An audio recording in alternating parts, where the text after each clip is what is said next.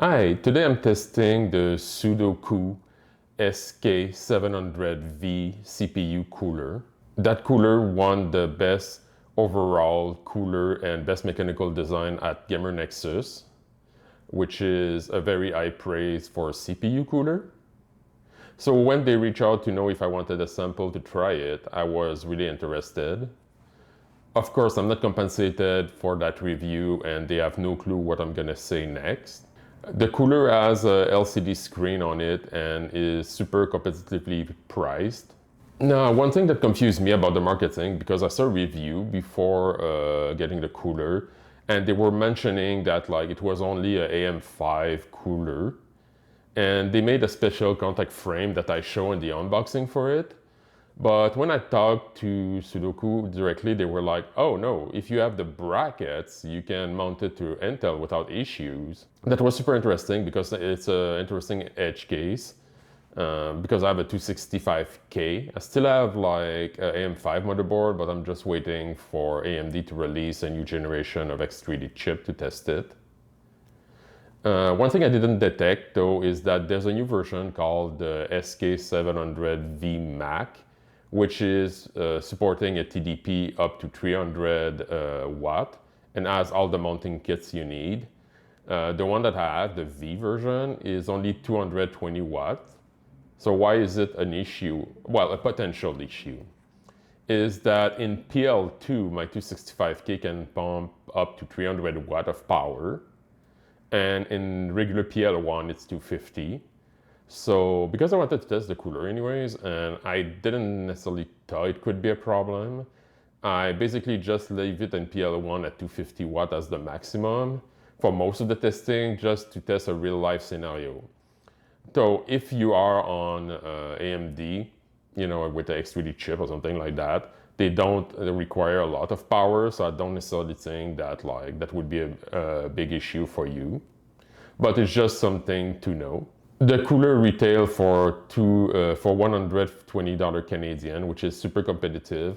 I did look at PC Part Picker. They don't let you filter by LCD screen, but I found another cooler, air cooler that has like LCD screen for around like $120 to $150. So let's do a quick unboxing and start testing the cooler. I like the design of the main box. It's a IM5 design, but full RAM freedom, and they were really not lying on that. A little more on that later. When you open the box, you can see on the left the box for accessories and the CPU cooler. We can see the accessory there. I appreciate that they give you a full CPU thermal paste container, because there's a tendency lately to cut costs to only give you one application. There's no branding on it, so I'm kind of curious which one it is. You can see the contact frame they made for AM5. I like that idea. It's very interesting to have like a dedicated way to set up around the CPU for the cooler. I will definitively try it when I have another AM5 CPU. We can see the cooler here. I was surprised by the weight of it. It really feels heavy, not in a bad way, but you can see that like the build quality is solid. We have a view from the side here, and you can see that like the way the pipes are, it shouldn't interfere with your RAM placement. We have a view from the back here of the cooler. We can see the LCD screen next. There's like a message on it on a sticker to tell you where to download the software to be able to use the screen. If you don't have the software, the screen won't show anything. We can see the surface here. It's really flat and polished. And also we see the way they angle the pipes, so it doesn't influence or at least obstruct your RAM placement. You have the CPU pin for the fan, and you need to use one of your USB connector on your motherboard. Like I was mentioning, there's a mounting bracket kit for AM4, AM5, and Intel different socket.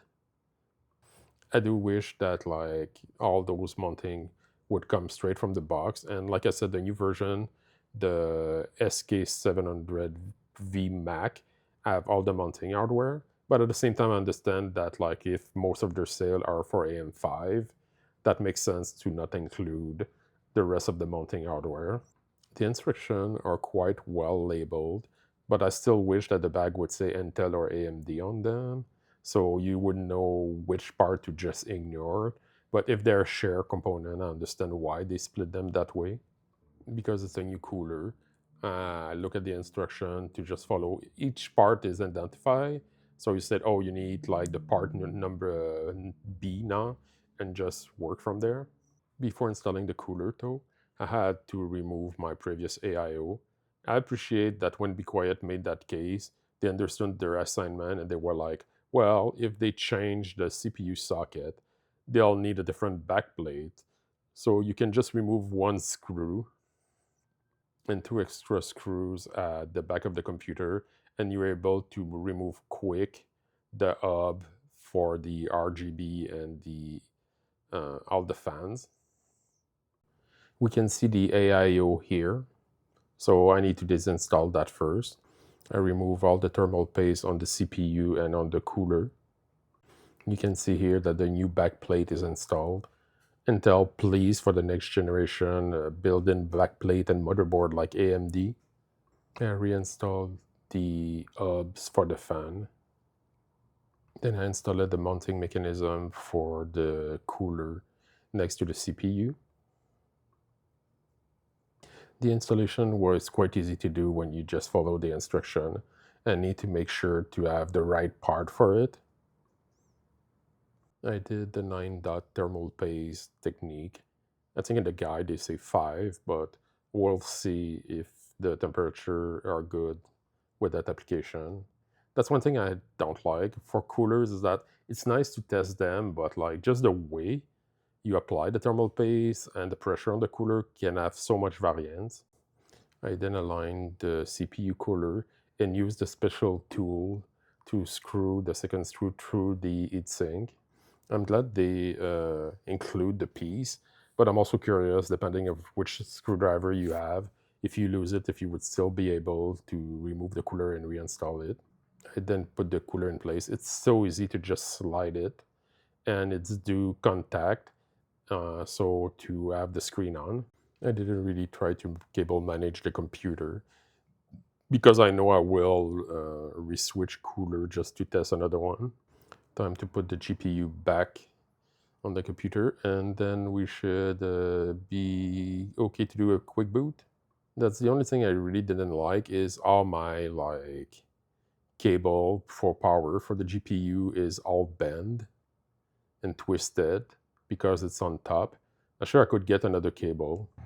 It took a little time, I'll explain why later, but here we can see it with the screen installed. And it's very quiet. I was next to the cooler without the panel, and it's the only way you could hear the cooler while doing a CPU burn test. Okay, so the first things to know about the 265K is that PL1 is 250, but if you put PL2 in performance mode, you can get up to like 300, 305 watt. And the cooler that Sudokoo sent is up to 220 watts TDP. Now at CES 2026, they showed the Mac version of the cooler, which will go up to 300 watts. So we'll see if it's an issue or not. I'm using Bazite and my 5070 Ti for testing. So after booting, I started OCCT just to do a CPU burn test with extreme load and steady, just to see what kind of like thermals I would see in PL1 at 250 watts, so the Intel default profile, and the PL2 also set at 250 watts. As you can see, I get around 78 watts, so this is and I waited for maybe 5 minutes letting it run. It's totally acceptable because the TG Max is 105 for the CPU. After that, I ran Furmark and kept OCCT open just to be able to monitor the cooler. But of course, like Furmark is more like a GPU testing. and we were at 53 Celsius. So it's really not an issue there. But of course, those are synthetic benchmark. I wanted to test real life scenarios, so doing a benchmark but using Cyberpunk 2077 just to see like what would be the temperature while running Cyberpunk. I was using Ray Tracing Ultra during the benchmark, and we can see here that we're at 50 Celsius.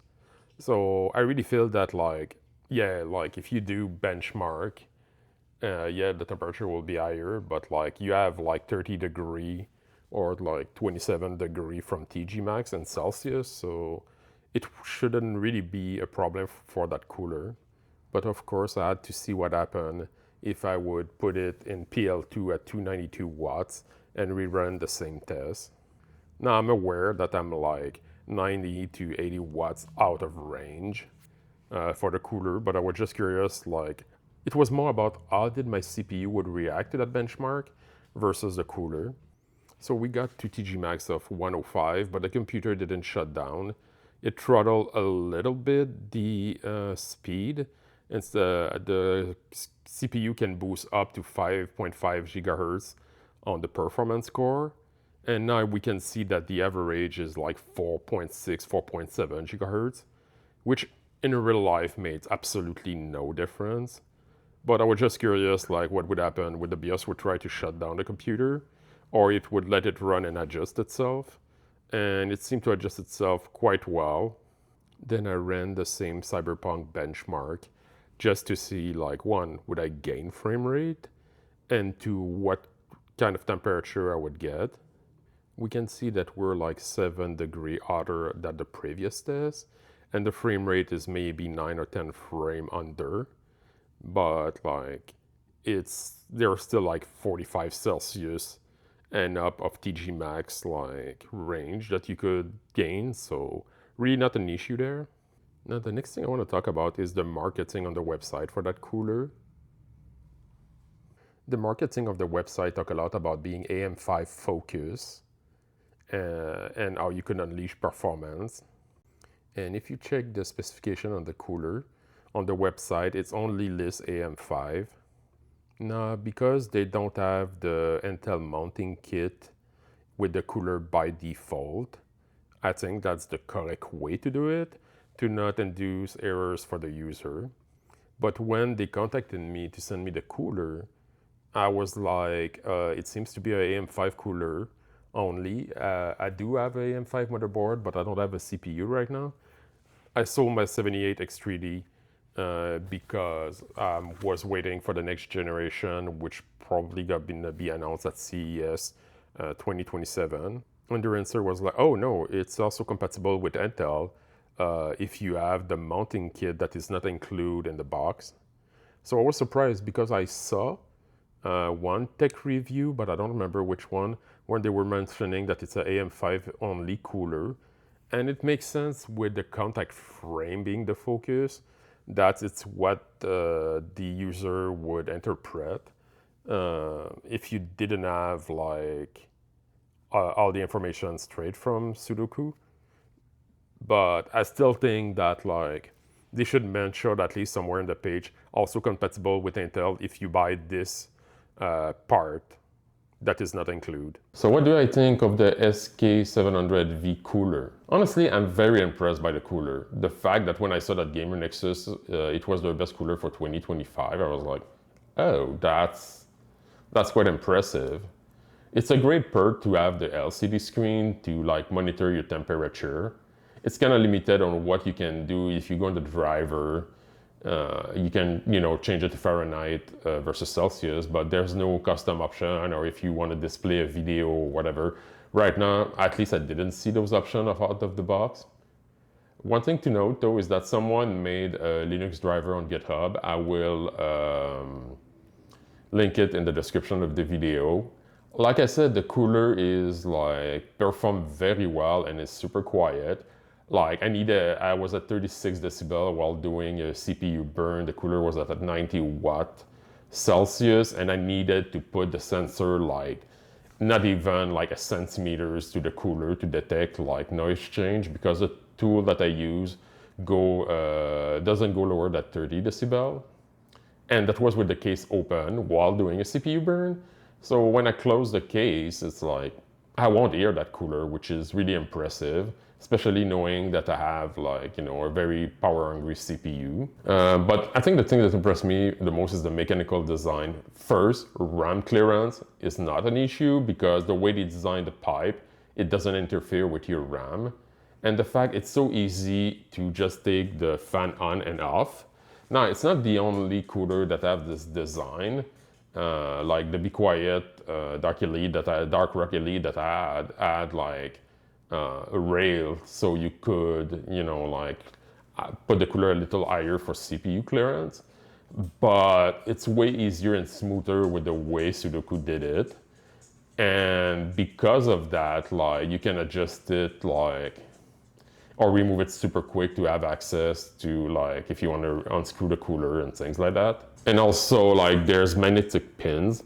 So when you put it in, this is how it made the contact for the LCD screen. Now, I did feel it took more try that I'm normally used to for an air cooler to align it completely on the socket. But it could be that it's just the first time that, like, I was installing that cooler. One issue I had and I really didn't understood is that the screen was not lighting up. But at the beginning, I was on both sides, so I was like, well, could be just a Linux issue if there's like... First, I didn't have that cooler installed on my distro, so I was like, yeah, it could maybe be that, or you don't have enough write to read it. So I decided to just to make sure reinstall Windows on another drive. The screen would not light up, so I checked around, I checked the guide, I didn't see anything special in the instruction. I checked Reddit, and basically what people were saying is that the two main issues that make sure when you slide in the cooler that it make contacts with the metal pins, so it's really connected and not like just hanging out. Didn't solve the issue, but then someone mentioned, it said, I plugged my fan in the CPU header for the pins, and I did the same thing, and the cooler is spinning, so the fan is working, right? But he said when I switch it to system, then the LCD light up when you start the app. You need the app to have the screen light up. So that would be nice if you wouldn't have necessarily to start the service to at least see the screen. I understand to change the settings, but that's honestly all the comments, negative comments I'm making now are really nitpicking. No, like I thought, the 200 watt with Intel was not really an issue. Sure, if I put it in PL2 and do a CPU burn at 300 watt, it would get to TG max at 105. It wouldn't shut down, but you could see instead of getting to 5.1 gigahertz, it would throttle maybe at 4.6, 4.7. But that's running OCCT. That's not really a realistic day-to-day scenario. When I was playing Cyberpunk or just gaming on the machine, the temperature were like 75 Celsius. I was like, yeah, it's totally fine. Same thing when I was running Firmark for the GPU. So for me, it's not an issue, and the proof of that is that the cooler is staying on my machine for now. I'm receiving another cooler today, so eventually I'll have to remove it and test it on my test bench, but I see zero issue for that. Now, of course, the question is that, and this is a more philosophical question. I feel that when you get to a 300 watt TDP, you maybe need to go to AIO. Like there's 300 watt cooler, like they have their Mac version, and Be Quiet Dark Rock Pro 6 will also support that, and it's cooling it totally fine. I just feel it not necessarily giving you a lot of headrooms, with new generation and things like that. I hope that Intel in the next generation of CPU is able to lower quite a bit the power demand for it. But it's working well. You can do it on air cooler, and I like air cooler because, if it failed, which is rare, you don't have a mess full of water on your computer. Now, the things I didn't like about it, but it's really a small nitpicking, is that my GPU connect from the top, and I really had to bend the 600 watt wired to be able to connect it because of the cooler that was super close to the GPU. That's one reason why I switched it to one of my AIO, just to not have to bend the cable. I could get a different cable and maybe it would work better. It's just something to know depending how you connect your GPU. Like I said, the cooler is super competitively priced. So if you want an LCD screen to track your status, it makes sense. But it really depends what you want, right? If you want the cheapest cooler, yeah, you can get like a Thermalright Peerless Assassin for like $40, but you don't have an LCD screen. If you just want a cheap AIO, of course, Thermalright decided to undercut everyone. So for $80, you can get like a regular AIO. But if you want an LCD screen and be on air cooler, I think that should be on your shortlist option and maybe the first option because it performs well, it's dead quiet, and it's priced well, so 120 Canadian. I think it's 159 Canadian for the Mac version, but it's not out yet in Canada. So it's just an estimate. And I'm also glad with the new version that they put all the mounting kits on it. I understand it because, you know, most people are on AMD in the last two generations. So you're saving money but not putting all the mounting that people probably won't use. But the thing is that you don't know in 5 years or 10 years like what people are necessarily going to use. So having all the mounting kit included with the cooler is a plus. So thanks for watching and we'll see you on the next one.